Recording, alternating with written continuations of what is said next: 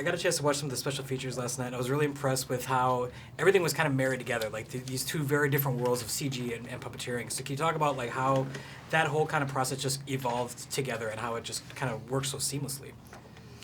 Well, it probably began with Steven saying that these are not monsters. So it was talking about performance. You know, we looked at real animals. You know, both for the CG work and for the animatronics work that Stan's studio did. You know, it started in a reality thing. So we both were beginning, and also the look of them came from nature, largely also in the new paleontology studies. So it's not like they were separate groups. It was all one team following a director's vision.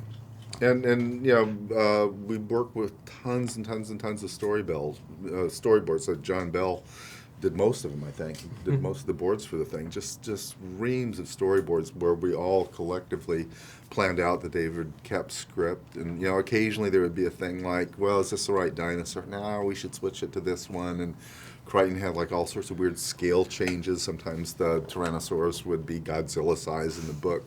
And so what Stephen wanted was like, you know, Dennis was saying he wanted everything to be like paleontologically correct, you know. It was planning, you know, it was just really figuring out everyone's role and how it would mesh together, which doesn't happen maybe on the same level nowadays.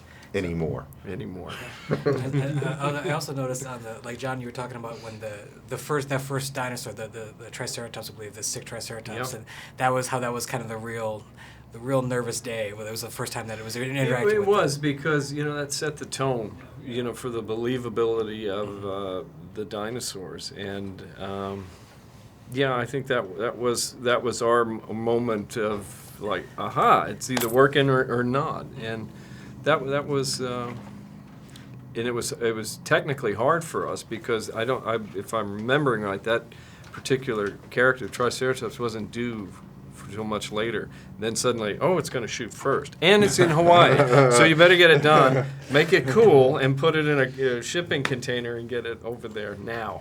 You know, so that's the part of filmmaking that is not art anymore. It's like that's all business, you know, getting that done. I also thought it was interesting that they had all these difficulties with the rain and the T-Rex, and it was something I wouldn't have really even thought about, and it just seemed like that was a really, really challenging. Because it wasn't planned for. Yeah. I mean, on the next film, it's like, okay, these things are going to work in the rain. So there was a way to adjust, you know, the reaction and the weight, and because all of this hydraulics in these things was centered around weight and inertia and figuring all this out. And then once it got wet, the skin soaked up all this water, and so suddenly it wasn't 9,000 pounds anymore. It was, you know, 10,000 or more. So it didn't react the same. After working on a movie like this for so long, like when you actually got to see the finished product, like can you take yourself out of like your own work and really, really able to enjoy it like as it is? I can't. Can't. I'm stuck in for 10 years, seeing it, remembering every shot. But after 10 years, I can kind of look at it. But we can tell if it's good or bad, and we could tell. Yeah, but it wasn't terrible. I worked on bad movies. I thought they were going to be great, and the opposite too. I thought, oh, that's a great film, and it just falls flat. So I can't. It helps to see it with an audience. Yeah. I think when you're seeing it in dailies and when you're seeing it cast and crew or preview and all that, that's all you're focused on, your shot and how it was cut and did it work. Oof, they picked that take, or you know, whatever it would be. And then That was supposed to be a background character. yeah, that's a background character. Now it's in the foreground. You know, so you're laboring over all that, but then seeing it with an audience and a genuine, fresh eye, sometimes it's more enjoyable. No movie collection is complete without these must-own films. It's coming back!